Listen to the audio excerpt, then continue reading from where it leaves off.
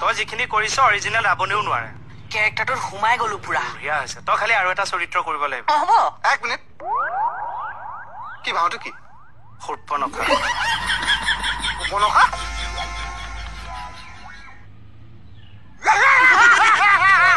ধাইমাকে ধৰিছে কি কৰিছ বচন কিহৰ আৱন ৰাৱণ আৱন ৰাৱণৰ ভাও কৰিছ ৰাৱণ আৱন আগতে এইটো ঠিক কৰি ল